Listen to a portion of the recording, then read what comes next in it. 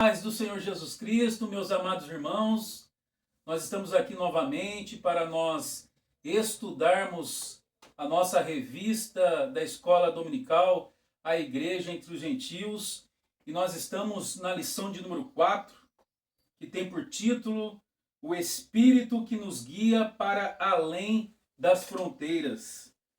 O nosso texto áureo está escrito assim: de sorte que as igrejas eram confirmadas na fé e cada dia cresciam em números.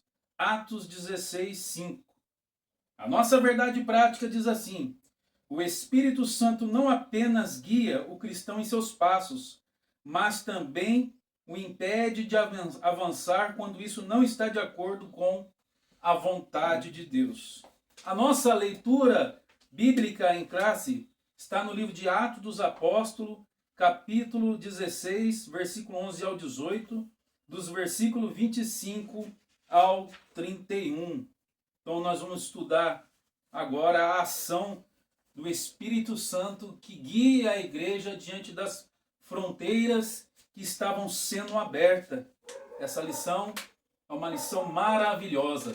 Já falamos aqui que, pastor, que o livro de Atos dos Apóstolos, nós poderíamos dizer que é Atos do Espírito Santo. Atos do Espírito Santo, pastor. O que o senhor pode dizer para nós sobre isso? Nós vemos que o livro de Atos, a constante presença do Espírito Santo, né? Sim. Desde o início ali, na festa de Pentecostes, até o final, Até nós o vemos capítulo o Espírito Santo dirigindo a igreja em praticamente todas as coisas, né? Em Sim. todas as coisas, não praticamente todas as coisas. Porque o Espírito Santo ele é quem nos dá o apoio, quem nos orienta, quem nos fortalece, quem nos guarda, não é verdade? Sim. E um crente que não vive segundo o Espírito Santo, está faltando alguma coisa. Com certeza, né, pastor? Que quem guia a vida do cristão é o Espírito Santo. Deixa eu dizer aqui que a ação do Espírito Santo não se limita ao Novo Testamento. Nós vemos no Antigo Testamento a ação do Espírito Santo na vida dos profetas, dos sacerdotes, dos reis. Nós vemos ali a manifestação do Espírito Santo nos patriarcas. Então não se limita somente ao Novo Testamento. O Espírito Santo também operou desde o livro de Gênesis, porque o Espírito Santo ele é a terceira pessoa da Trindade Divina. Lembrando aqui que a palavra Trindade não está escrito na Bíblia, mas todo o conceito da Trindade nós podemos observar de Gênesis a Apocalipse. E nós temos várias passagens que falam sobre o Espírito Sim. Santo no Velho Testamento. Sim. Nós temos Isaías, por exemplo, Profeta Isaías. fala muito do Espírito Santo. Vamos para o nosso tópico 1, que diz assim: Lídia, quando o Espírito abre o coração e funda uma igreja. Nós podemos observar aqui no subtópico 1 a direção soberana do Espírito na segunda viagem missionária. Nós vamos perceber aqui, meus queridos amados irmãos, que agora é a ação do Espírito Santo na vida de Paulo, na vida de Silas, na vida de Lucas e na vida de Timóteo. São esses 4 varões de Deus que agora vão ser aprofundados na obra missionária através da ação do Espírito Santo nesta viagem a qual Deus vai realizar grandes obras através de Lídia, através da primeira cidade, pastora. A primeira cidade da Europa recebeu o Evangelho e na casa de Lídia vai se formar a primeira igreja na Europa, ali na cidade de Filipos. Nós vemos aqui agora que não é mais Paulo e Barnabé, e sim Paulo e Silas. Nós vamos ver várias passagens no Novo Testamento falando a respeito de Silas. Algumas passagens, como o livro de 1 Tessalonicenses capítulo 1, versículo 1, Paulo vai falar de Silas. 2 Tessalonicenses capítulo 1, versículo 1, também vai falar de Silas. Nós vamos ver que muitas vezes vai falar de Silas e Silvano. O nome Silas, como era comumente no Novo Testamento, alguns hebreus usarem seu nome hebraico, usar o seu nome no grego e usar o seu nome no latim. Silvano, provavelmente, segundo os estudiosos da palavra de Deus, os pais da igreja, Silas provavelmente foi um judeu helenista, pastor Oswaldo. Provavelmente Silas, que também na Bíblia Sagrada é chamado de apóstolo, provavelmente foi um judeu helenista que não falava hebraico, mas conhecia toda a cultura grega e também falava o grego koiné. Silas era um grande homem de Deus, varão de Deus. Quem separa Silas é o Espírito Santo. Então, a palavra Silas é o grego e a palavra Silvano é uma palavra latina. Então, muitas vezes, por estratégia, pastor Oswaldo, assim como Paulo também, por estratégia, adota o nome Paulo para pregar entre os gentios, porque seu nome Saulos é um nome grego, seu nome hebraico é Saul, e o seu nome é no latim, o seu nome romano, seu nome é Paulo. Então, como estratégia, muitos servos de Deus, principalmente os discípulos, usavam essa nomenclatura para poder ganhar também os gentios para o reino celestial. E não foi diferente com Silas. Silas é o seu nome grego e Silvano é o seu nome latino. Então agora troca-se a dupla, então já não é mais Paulo e Barnabé, agora é Paulo e Silas, com a companhia de Lucas. Lucas, no livro de Atos dos Apóstolos, no capítulo 16, no versículo 10, vai usar o pronome nós para dizer que ele estava incluído nesta viagem missionária. Nós vamos perceber que Lucas vai estar acompanhado com Paulo, pastor Oswaldo, até o seu martírio na cidade de Roma. E também aqui nós vimos a figura de Timóteo. Timóteo, que sua mãe era judia, seu pai era grego, o nome da sua mãe é Eunice.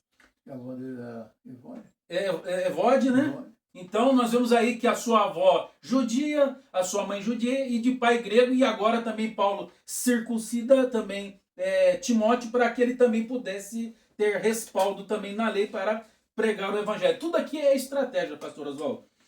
Exatamente. Bom, a segunda viagem, entrando no comentário da revista, a segunda viagem missionária de Paulo nos ensina uma das mais importantes lições sobre a obra de Deus.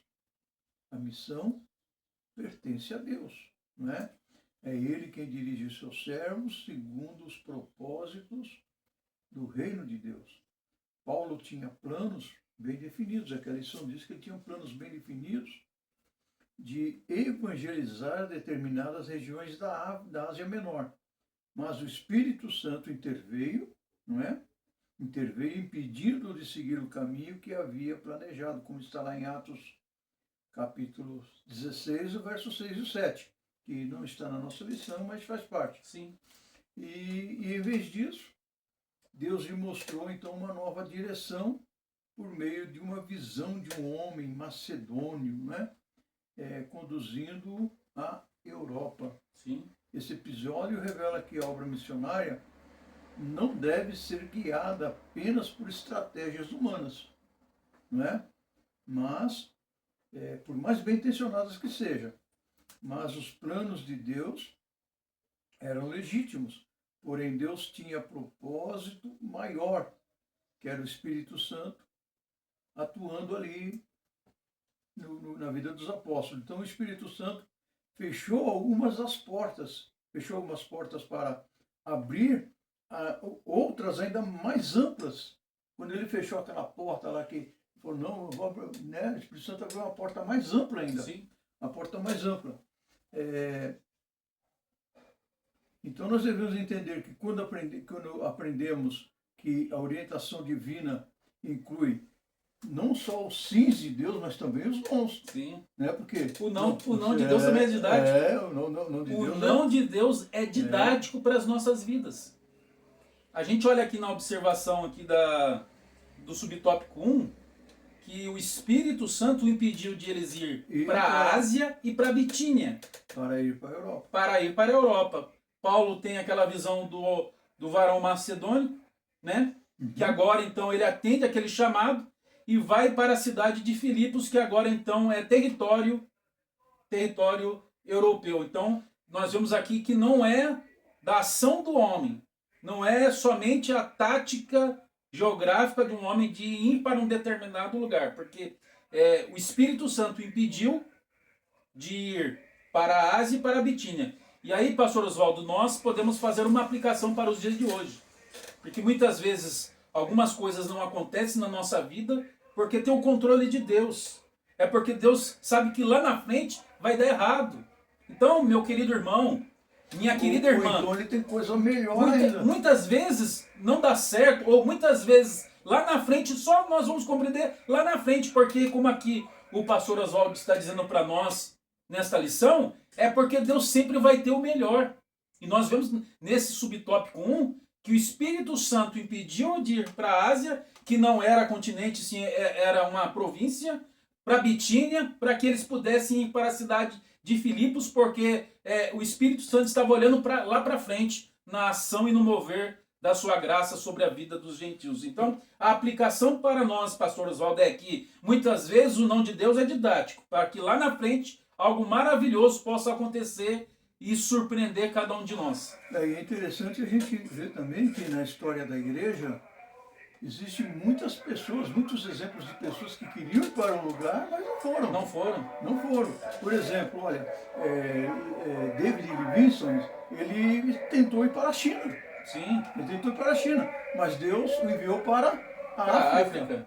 Tá e aí tem uma história tão linda de David Livingstone que quando ele morre, né, o seu corpo vai para a sua terra natal e o coração fica na África. E até hoje existe uma cidade que foi dada em comemoração a esse missionário que era para ter ido para a China, mas mesmo assim, né, mesmo assim, querendo ir para a China, Deus manda ele ir para a África e ele faz uma grande obra ali na África. As pessoas gostavam do seu trabalho, do seu modo como que ele evangelizava, e se apegou tanto a isso que o seu coração ficou na África. Olha, quer ver, o missionário William Carey,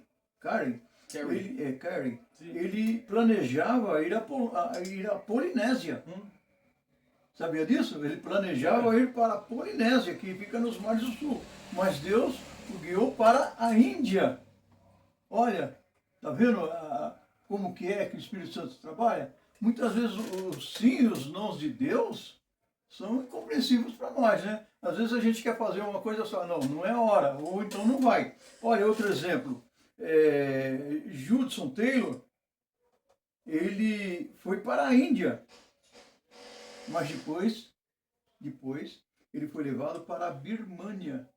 O Espírito Santo o conduziu para a Birmânia. Isso a gente encontra no no comentário do livro de Atos do pastor Hernandes Dias Lopes. Então a gente gosta de literatura, a gente vê esses comentários. Pastor, vamos falar sobre o subtópico 2. Fé sincera, sensibilidade espiritual e hospitalidade de Lídia. Nós vamos ver aqui no subtópico 2 uma fé sincera de uma mulher que foi usada por Deus, uma mulher que o Senhor abriu seu coração na cidade de Filipos. Paulo não encontra com os seus companheiros de viagem uma sinagoga ali na cidade de Filipos, então ele vai à beira do rio para falar do Evangelho. Ali ele encontra um coração que o Senhor já estava abrindo. Eu posso fazer uma aplicação para nós. Só devemos abrir os nossos lábios para falar do amor de Deus, porque Deus é quem abre o coração dos homens. Aqui está um grande ganhador de almas.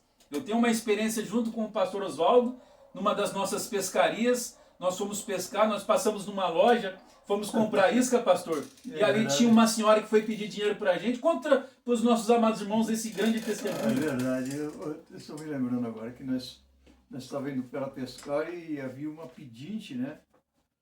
E parecia que ela estava assim meio atrapalhada, né? E ela pediu um dinheiro para comprar fraldas para o menino, filho dela. E eu sabia que ela ia pedir dinheiro, então eu falei assim, olha, eu vou te dizer uma coisa primeiro. Que você deve aceitar Jesus e expôs o Evangelho para ela. Quando a gente terminou a exposição do Evangelho, ela falou assim, eu quero aceitar Jesus como meu Senhor e Salvador. Quer dizer, era uma pedinte que veio pedindo, que recebeu mais do que pensava. Era alguém que estava com o coração aberto. Já estava com o coração Não aberto. somente ela, mas o dono da loja também. Também, o Felipe lá, né? Várias pessoas. Eu tenho uma experiência muito... Naquele dia foi 2 pessoas. Foi 2 pessoas. Eu estava no Severo lá, né, sabe, no pesqueiro Sim. nosso. Aí o Pedro, nosso amigo Sim. Pedro de Guará, eu percebi que nós estava indo com o meu carro e ele estava muito agoniado, muito triste, muito chateado. E eu falei com ele, Pedro, por que você está chateado, você está triste? Ele falou, Oswaldo, nada dá certo para mim, isso, aquilo. Eu falei, mas sabe por que nada dá certo para você? Porque você aceitou Jesus pela metade. Eu falei, você aceitou Jesus pela metade. Esse Jesus, ele vai além do que você pensa. E ele deu explicação disso. E eu expliquei o evangelho para ele, expliquei a verdade para ele. E quando nós estávamos lá pescando, até chamei o pastor Samuel. O pastor Samuel, vem cá um pouquinho. Ele estava lá perto, vem cá um pouquinho. E eu falei, olha, o Pedro quer aceitar Jesus agora como seu Senhor e Salvador. E o Pedro, ele falou, eu realmente quero aceitar Jesus como meu Senhor e Salvador. E depois ligou para o pai dele. Glória a Deus. Ligou para o pai dele, pai, agora eu sou crente, agora eu sou servo de Deus.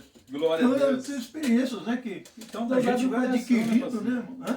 Deus abre o coração, das pessoas, olha, como irmãos, a nossa lição fala aqui. Quando o Evangelho ele é pregado, quando o Evangelho é anunciado sem rodeios, sem firulas, né, vamos dizer assim, sem invenções, sem fantasias, Sim. O resultado é positivo.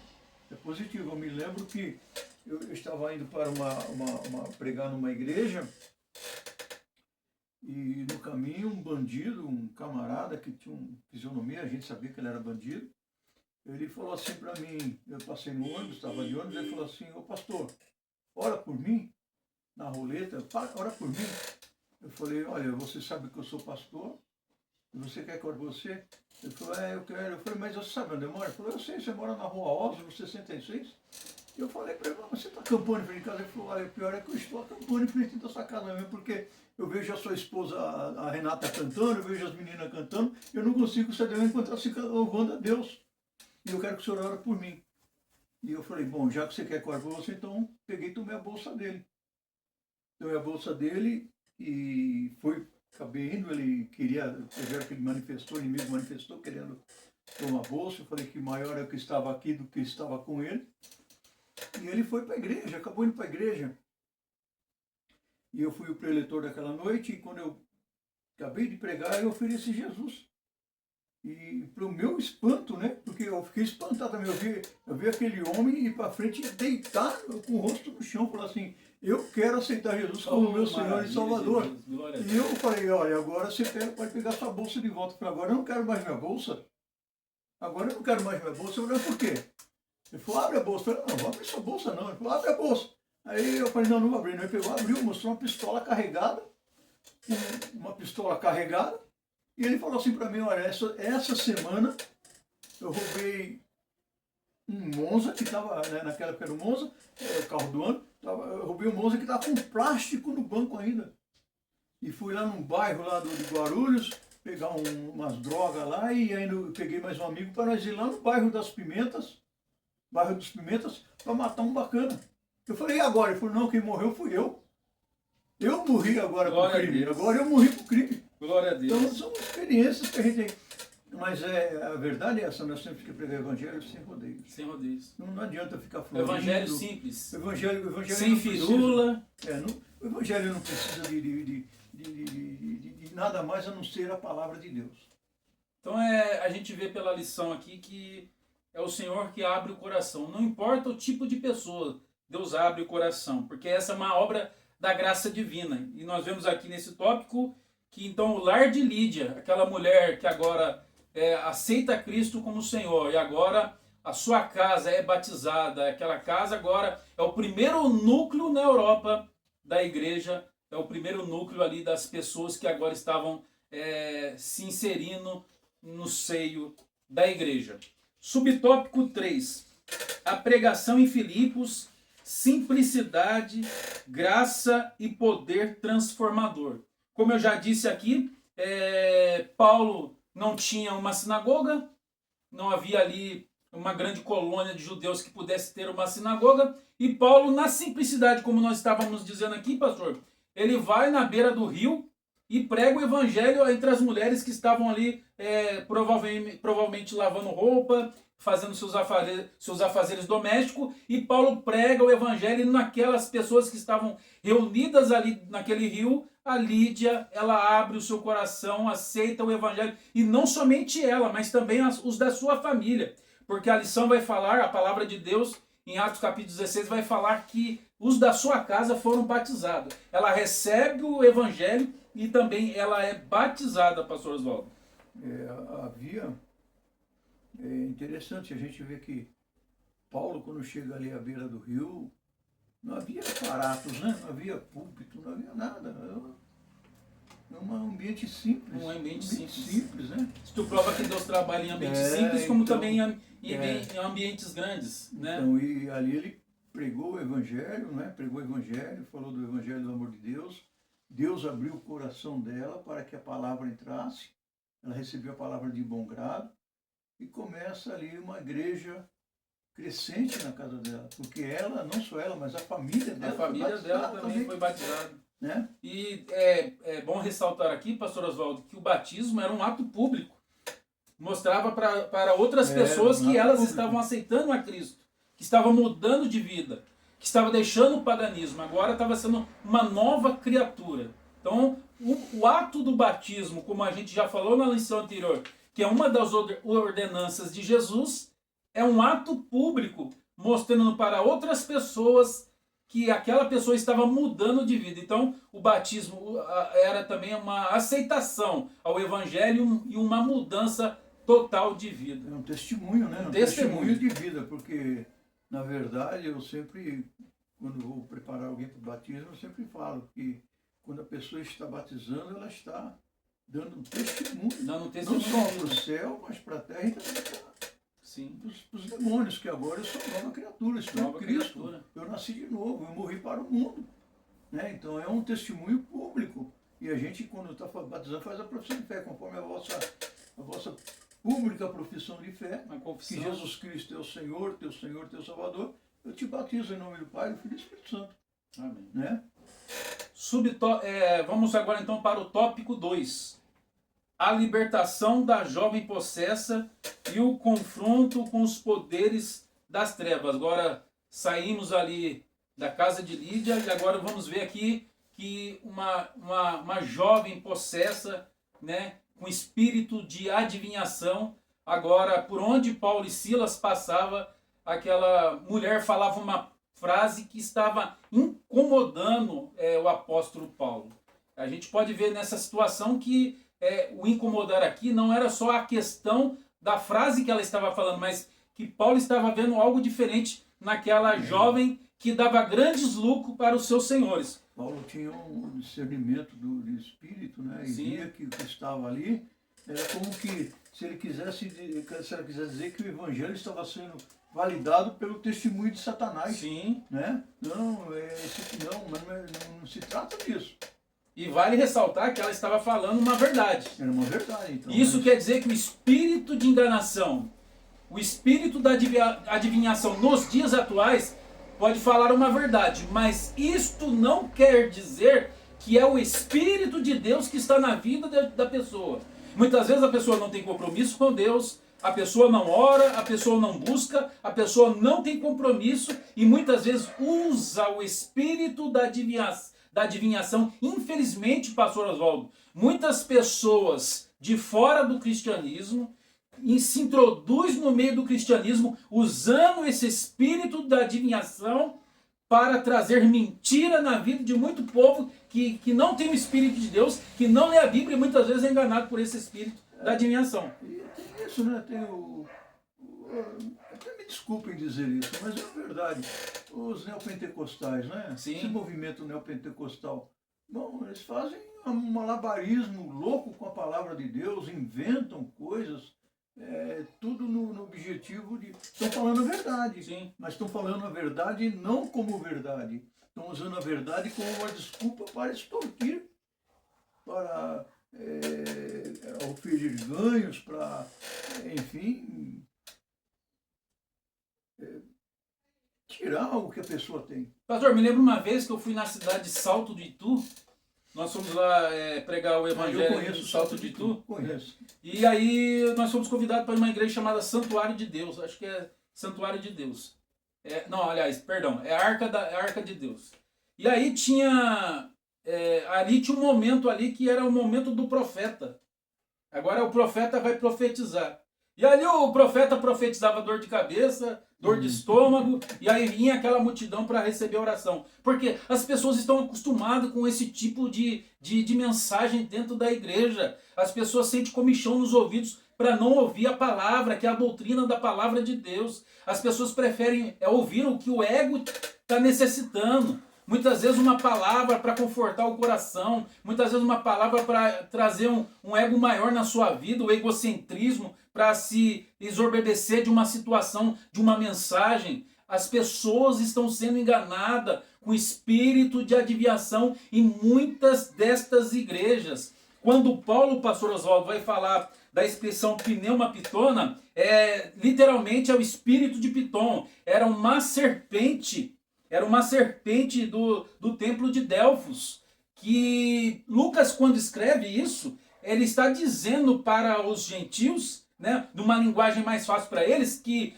aquilo que estava na mulher era um demônio, que aquilo que estava na vida daquela mulher era um espírito de adivinhação. E muitas pessoas hoje estão sendo enganadas por esse espírito da adivinhação. São igrejas que não têm palavra. São igrejas, pastores, que muitas vezes só tem louvor, tem dança e somente profecia, porque tem aqui o ato do profeta. É chamado de profeta hoje. Não é mais chamado de pastor, não é chamado mais de evangelista, mas é o profeta que vai começar a profetizar, pastor Oswaldo. Então, interessante que esse tópico diz que durante vários dias ela acompanhou Paulo, né? Ela acompanhou Paulo e seus companheiros proclamando, dizendo: ó, estes homens que vos anunciam, que nos anunciam o caminho da salvação, são servos do Deus Altíssimo. Ela falou a verdade. Ela falou a verdade. Está lá em Atos 16, 17. Embora suas palavras fossem verdadeiras, Paulo discerniu a origem daquele testemunho. O Evangelho não precisava de aprovação dos demônios para ser validado. Assim também como Jesus recusava o testemunho dos espíritos imundos. Quantas vezes o espírito imundo vai dizer: bem sei que tu és o Filho de Deus, bem sei que, né? Por exemplo, nós vamos poder pegar lá Marcos capítulo 1, verso 34, Lucas 4, 14, e Paulo também, então, não permitiu que a mensagem cristã fosse associada às práticas ocultistas. Primeiro que Deus condena essa prática lá no livro de Deuteronômio, capítulo 18, do versículo 9 ao 11, Deus condena que o povo buscasse esse tipo de trabalho, como condenou também Saul quando buscou esse trabalho, né? Quando não havia mais a pitonisa de Endor, quando já não tinha mais Samuel, isso, aí vem dessa palavra. Então, quando já não tinha mais profecia, não tinha profeta Samuel, ele foi buscar em outra situação, como muitos cristãos hoje procuram fora do Evangelho. Meu querido amado irmão, não procure fora, procure na Bíblia, procure na palavra de Deus. Lâmpada para os meus pés, a tua palavra, e luz para os meus caminhos. A palavra de Deus é viva e eficaz, mais cortante e penetrante do que qualquer espada de dois gumes, a ponto de penetrar na divisão da alma e do espírito e das juntas e medula, onde só Deus trabalha, e é apta para discernir as intenções dos corações, pastor. E o verso 13 ainda diz, né? Hebreus 4:13 diz: e não há coisa alguma encoberta diante daquele com quem nós haveremos de tratar, não é?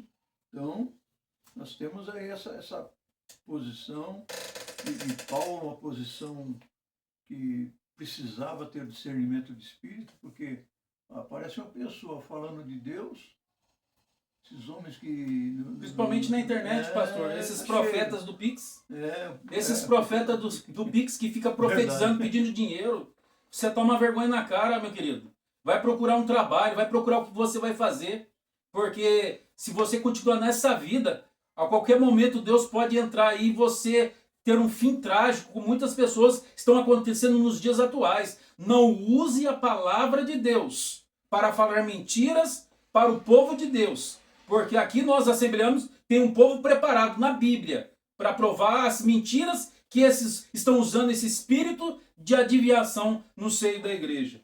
Pastor, vamos para o subtópico 2, que fala sobre a reação dos exploradores e a perseguição injusta dos apóstolos. Nós vemos aqui que aquela jovem, ela dava grandes lucros para os seus senhores. Então, no momento quando Paulo, perturbado com aquela mensagem diária daquela jovem, e quando expulsa o demônio daquela jovem agora é um prejuízo financeiro e não social. Então, os seus donos não estavam preocupados com o social. Seus donos estavam preocupados com o prejuízo financeiro. E aí eu quero fazer uma aplicação para os nossos dias atuais. Porque muitos abrem trabalhos, muitos abrem uma porta de um templo, não é pela questão social, não é pela questão de ganhar almas, não é pela questão de ganhar vidas para o evangelho, de transmitir a palavra de salvação para as pessoas que estão perdidas lá fora, mas eles estão visando o lado financeiro. Muitos que estão se introduzindo no evangelho, faz um curso de teologia, abre uma porta, fala que é uma Assembleia de Deus, coloca lá qualquer ministério lá e começa a falar que é profeta de Deus, que é usado por Deus. Esses pastores, um dia Deus vai tratar com vocês, porque não estão olhando para o lado social, não estão olhando para a vida das pessoas, mas estão olhando para o lado financeiro, assim como os donos desta jovem olhavam tão somente para a questão financeira e não para o lado social. E é bom pensar também assim, que se existe quem engana, é porque existe também quem gosta de ser enganado, não é? Sim. Não é verdade? São pessoas que querem que o seu ego seja massageado. Se existe falso profeta é porque tem quem gosta deles. Sim. Então, e tem muitos desses, pastor. Tem muito. E eu vou te dizer que são as pessoas, os conhecidos como desigrejados, as pessoas que não querem ter um pastor, as pessoas que não querem estar numa congregação adorando a Deus com a igreja, porque consegue olhar para as falhas dos outros. A Bíblia, no livro de Hebreus, fala para nós não deixarmos de congregar, como é costume de alguns. Então, são um tipo dessas pessoas que gostam de ouvir essas mensagens, pastor Oswaldo. Vamos agora para a nossa... no subtópico 3. Subtópico 3, o tópico 2, a falha da justiça humana. Eu até coloquei aqui, marcado aqui o texto. Muitas vezes, o sofrimento do justo se torna instrumentos para a manifestação da graça de Deus. Muitas pessoas que sofrem, muitas pessoas que padecem, muitas vezes clamam a Deus pela justiça de Deus, né?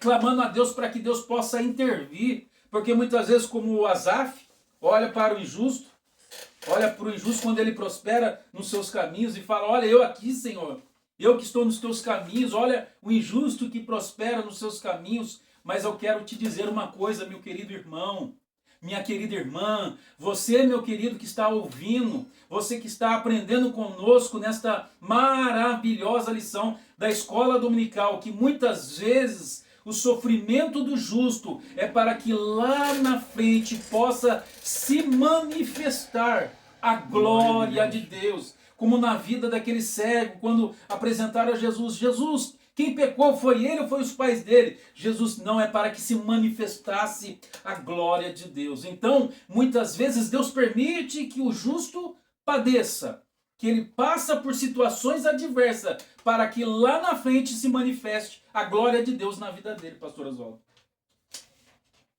Então nós vamos ver que Deus é quem trabalha na vida dessas pessoas. E é justamente nesse contexto que o Senhor transforma a dor em testemunho, como no episódio da prisão de Paulo e Silas e a conversão do carcereiro, que nós vamos ver agora, pastor Oswaldo, no tópico 3. A prisão de Paulo e Silas e a conversão do carcereiro. Nós vamos ver que cometeram uma injustiça com Paulo e Silas, principalmente com Paulo, porque Paulo tinha a cidadania romana, herdada pelo seu pai, né? Então Paulo, ele não era só... O pai de Paulo, ele prestou serviços para Roma, né? Prestou serviço para Roma. Para Roma, e por isso lhe deram O direito da cidadania romana. Cidadania romana. E Paulo, aí então ele, como essa cidadania ela era passada de pai para filho, Paulo também se tornou um cidadão romano. Interessante é que Paulo, certa vez, citou isso. Sim. Quando um centurião chegou para ele e açoitou, né? Queria açoitar, ele falou, pera, eu já apanhei muitas varadas aí, tá lá em Coríntios 2, mas dessa vez não chega, né? Eu sou cidadão romano. Escuta, eu sou um cidadão romano, é lícito você me açoitar? Aí o centurião falou, mas escuta, eu consegui minha cidadania com muito dinheiro. Sim. Aí Paulo falou, mas eu tenho por direito de nascimento. E isso era um privilégio. Era um privilégio. Porque se a gente for olhar por contexto histórico, a população de Roma, mais da metade era de escravos. Nem todo cidadão que morava na cidade de Roma tinha a cidadania romana. E Paulo era um privilegiado de ter a cidadania romana. Nós vemos que injustamente lançam ele num cárcere, primeiro dão uma açoitada nele e nesse Silas para lançar ele no cárcere. Ele poderia apelar para César? Poderia, né? Sim, Então ele vê que ele vai apelar para César justamente porque ele tem a cidadania romana. Ele livra do Sinédrio, mas ele vai para Roma porque ele sabia que era propósito de Deus. Né? Deus usa o profeta Ágabo para falar para ele que se ele fosse para Jerusalém ele seria preso pelos principais da sinagoga. Então nós vemos que então, ele era privilegiado por ter a cidadania romana. O subtópico 1 do tópico 3 vai falar açoitados e presos por causa do evangelho. Eles sofreram humilhação, sofreram dor e injustiça. Contudo, aquele ambiente de aflição tornou-se cenário da manifestação do poder de Deus, mostrando que nenhuma prisão é capaz de limitar a ação soberana do Senhor. Então nós vemos ali que também era propósito de Deus, no momento que eles são lançados naquele cárcere, na cidade de Filipos, por uma injustiça, padecendo, sofrendo. O interessante é que eles estavam ali, regozijantes, adorando a Deus, cantando hino, louvando a Deus, porque eles sabiam que estavam sofrendo, que eles estavam padecendo por uma causa justa. E aqui eu quero fazer mais uma aplicação, pastor Oswaldo, porque quantas pessoas abandonam o evangelho por picuinhas? Muitos abandonam o evangelho porque o pastor quer uma igreja perfeita, quer um pastor perfeito, quer uma igreja toda perfeita, porque ele encontra pessoas com erros, ele acha que aquela igreja não é o bastante para ele. Muitas pessoas ouvem palavras que levam para o coração e afastam, abandonam o evangelho.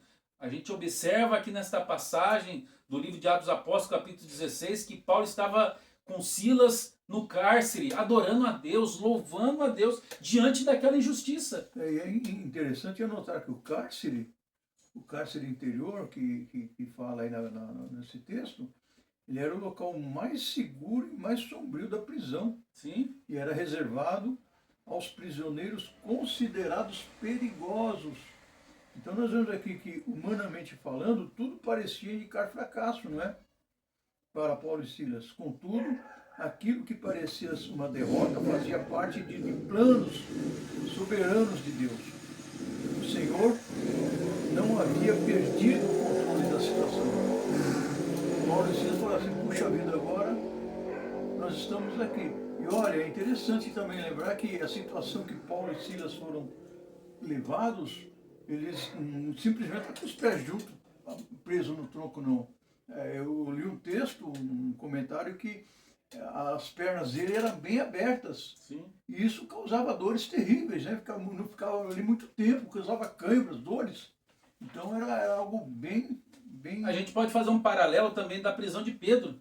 Verdade. No livro de Atos Apóstolos, capítulo 12, quando ele foi preso, porque o rei Herodes Agripa, ele tira a vida de Tiago, irmão de João, filho de Zebedeu. Ele viu que aquilo agradou a liderança judaica, então agora ele prende Pedro na prisão, coloca 4 soldados numa totalidade de 16 soldados se revezando, 2 presos entre as mãos de Pedro e 2 guardando ali o cárcere.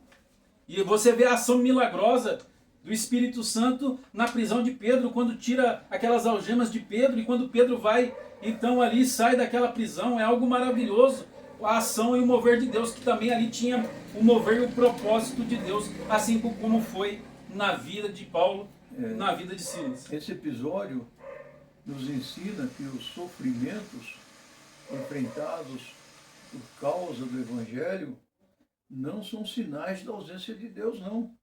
Mas podem ser instrumentos para a realização dos propósitos divinos. A prisão que deveria silenciar Paulo e Silas tornou-se o lugar onde Deus manifestaria o seu poder, salvaria vidas, fortaleceria o testemunho cristão. E quando Deus está no controle, até mesmo as cadeias podem se transformar em oportunidades para a expansão do reino. Esse é o subtópico, o louvor que abre. Sim, e também a gente pode dar continuidade falando no subtópico 2, o louvor que abre portas e transforma ambientes. Só falar sobre o louvor, é interessante que essa passagem, ela nos ensina algo glorioso, que Paulo e Silas, eles oravam e cantavam hinos a Deus. Oravam e cantavam. Não é invertida a posição. Não. Então, olha, antes da canção, vem a oração. Vem a oração. Amém, glória a Deus. Não é como muita gente pensa que está na igreja, eu vou louvar a Deus, né? Vou louvar a Deus, glória a Deus. Não. E a oração fica onde? Pastor, principalmente as pessoas, me desculpem, tá? Mas principalmente as pessoas que gostam de chegar atrasado para a oração, o momento da oração não é com eles. O momento de canção é. Se nós formos lá no Nordeste, lá falar com os nossos irmãos no Nordeste, eu tive a oportunidade de ir 2 vezes para Alagoas. Desculpe, mas não é todos não, viu, irmão? Não é todos, não. Isso acontece só aqui em Pindamonhangaba. Não, mas tem pessoas que realmente ela tem dificuldades, né? Sim. Trabalho. Não, sim, claro. Salva as exceções. Mas vamos dizer assim que eu tive uma experiência maravilhosa no Nordeste, que quando você chegava na igreja, você via toda a igreja. Orando. As senhoras, senhores, crianças, todo mundo orando. Quando eu comecei a dirigir igreja, a gente começava com, no mínimo, meia hora de oração. E as pessoas hoje começam com cântico. E olha, interessante que até as crianças, todas eram batizadas com o Espírito Santo. Isso é maravilhoso, pastor. Todas as crianças eram batizadas com o Espírito Santo. É o que a igreja precisa voltar. Criança falando línguas, criança a igreja precisa voltar nesses dias. Né? Por quê? Porque a igreja ora, a igreja que ora é uma igreja que tem poder, que tem vitalidade, que tem saúde espiritual. Você quer medir a saúde da igreja? É oração. Então a igreja ela precisa voltar dos primórdios, porque a igreja cresceu na oração. A igreja caminhou na oração. A igreja nasceu na oração, caminhou na oração. E é assim que a igreja precisa. A igreja precisa voltar para o caminho da oração. Começar os seus cultos de oração. Buscar a Deus primeiramente oração.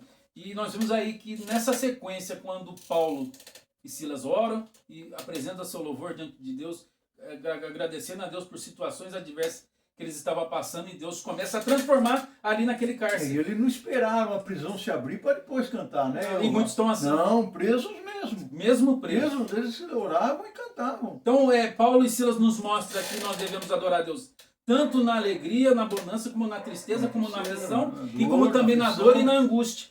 É isso que nós devemos fazer na nossa vida. A Bíblia diz orar em todo o tempo. Orar em todo o tempo, sem cessar. Sem cessar. Nós vamos agora então para o nosso subtópico 2 do tópico 3, o louvor que abre portas e transforma ambientes, que é o que nós estamos falando. Eu coloquei aqui, deixado aqui, marcado aqui, o louvor nascido em meio à dor revelou uma fé que não depende das circunstâncias. Romano capítulo 5, versículo 3, Tiago capítulo 1, versículo de número 2. Então nós vemos ali que um terremoto sacudiu aquela prisão, né? Todos ali estavam naquela situação. O carcereiro estava já com uma espada para tirar a vida dele. Paulo fala, não faça isso porque todos nós estamos aqui. Todos nós, né? Os prisioneiros estavam lá também. Os prisioneiros também não saíram, né? Então nós vemos ali a ação, o mover do Espírito Santo ali naquela prisão. A história vai contar então que agora Paulo naquela ação começa a ser usado pelo Espírito Santo para também trabalhar na vida do carcereiro. Aí eu me lembro lá de José também, lá no cárcere, né? Que também Deus realizou a obra na vida de José. Então, nós vemos que no trajeto de José, que ele passou também ali para a prisão no Egito, e assim também Paulo, passando naquela prisão na cidade de Filipos, houve um trabalhar de Deus para que pudesse executar a sua vontade ali no cárcere na cidade de Filipos. Subtópico 3, do tópico 3, a conversão do carcereiro e a vitória da graça. Eu até deixei marcado aqui, pastor, para nós discutirmos sobre esses pontos. Onde o evangelho entra, vidas e lares são transformados. 2 Coríntios capítulo 5, versículo de número 17. Eu posso até dizer, e é muito bom, meus irmãos, porque nessa lição nós gostamos muito de fazer aplicações também das experiências que nós tivemos ao longo da nossa caminhada. O pastor Oswaldo, ele foi pastor de várias congregações aqui na cidade de Pindamonhangaba, também na cidade de Guarulhos, trabalhou, fundou a igreja, construiu o templo, e ele teve várias dessas experiências. Mas uma experiência que marcou muito a minha vida foi quando eu estava na cidade de União dos Palmares, que eu fui evangelizar junto com a igreja sede, num povoado que ainda não tinha nem água e não tinha nem luz, porque a prefeitura estava construindo aquele bairro. Eu entrei naquela casa, eu preguei o evangelho para aquele senhor. Aquela casa tinha ele e os seus filhos. Preguei o evangelho e todos aceitaram a Cristo naquele dia. E o mais interessante é que aquelas 6 vidas depois, no culto à noite, no domingo, estavam ali aceitando publicamente a Cristo como o Senhor e Salvador Jesus Cristo. Ali havia a dificuldade da água, havia a dificuldade da luz, e mesmo assim eles estavam morando naquele local. Mas eu fui junto com a igreja, nós fomos junto com a igreja evangelizar aquela localidade, aquelas pessoas, mesmo naquela adversidade, mesmo naquela dificuldade, aceitaram a Cristo como Senhor e Salvador das suas vidas, e aquilo que marcou a minha vida. E aquelas pessoas depois foram para a igreja e publicamente aceitaram a Cristo. O evangelho, quando ele é pregado, como ele surte efeitos, né? Eu me recordo que uma vez eu estava fazendo evangelismo, eu e mais um irmão somente, e eu falei para esse irmão, o nome dele era João, eu falei, irmão João, vamos parar ali naquela casa? Ele falou, irmão, naquela casa não dá para parar não, porque o homem lá é brabo. É brabo. Eu falei, mas ele é brabo porque não conhece Jesus ainda, irmão. Ele falou, não, irmão, lá não paro não. Eu falei, então se eu segue o caminho, eu vou parar aqui. E interessante, irmãos, que quando eu parei ali naquela casa, eu bati palma, saiu um senhor de baixa estatura, com um facão do tamanho dele. Falei, meu Deus do céu, onde eu caí? Um facão enorme. E ele falou, o senhor quer alguma coisa? Eu falei assim, olha, meu amigo, eu queria um pouco de água. O senhor me dá um pouco de água? Pois aquele homem, ele falou assim, olha, essa latinha de massa de tomate aí e a cacimba aí. A lata de massa de tomate estava enferrujada. E a cacimba estava verde, a água. Bichinho nadando. E eu peguei aquela água, olhei, peguei uma copo de água, aquela caneca, aquela lata de água, olhei. Falei para ele, sabe por que o senhor me dá essa água? Ele falou, por quê? O senhor está com sede? Eu falei, não, é porque o senhor não conhece a água viva, que é Jesus Cristo, água viva que vem do céu. Você vê como é bom pregar o evangelho dessa maneira? Você prega... E aconteceu que aquele homem falou assim, como que é isso? O que é isso? Água viva do céu? E eu expus a escritura para ele, o evangelho para ele. E quando não, ele foi lá, chamou a família dele todinha, sentaram-se todos lá em volta, e eu fiquei pregando o evangelho. Quando o irmão João voltava, eu estava lá cantando. Ó, com cego andei, perdido vaguei. Você vê que é assim, Paulo, né, a gente vê que Paulo pregou o evangelho. E o fato aconteceu. Então, se a gente prega o evangelho como o evangelho é, a gente está sossegado. E não vamos prestar conta a Deus, não. Vamos, pelo contrário, ter o galadão, né? Quando o crente escolhe louvar em meio à dor e permanecer fiel diante da injustiça, o Senhor transforma sofrimento em testemunho e usa circunstâncias adversas para salvar os outros. Pastor, nós chegamos à nossa conclusão. Eu queria concluir aqui que é significativo observar um contraste entre Lídia e o carcereiro. Sim, aí já é até a conclusão, né? Lídia teve o coração aberto pelo Senhor em uma tranquila reunião de oração à beira do rio. Sim. Já o carcereiro teve o coração despertado em meio a um terremoto durante a madrugada. Isso nos ensina que Deus age de maneiras diferentes para alcançar as pessoas. Uns são atraídos pela suavidade e de sua graça, não é?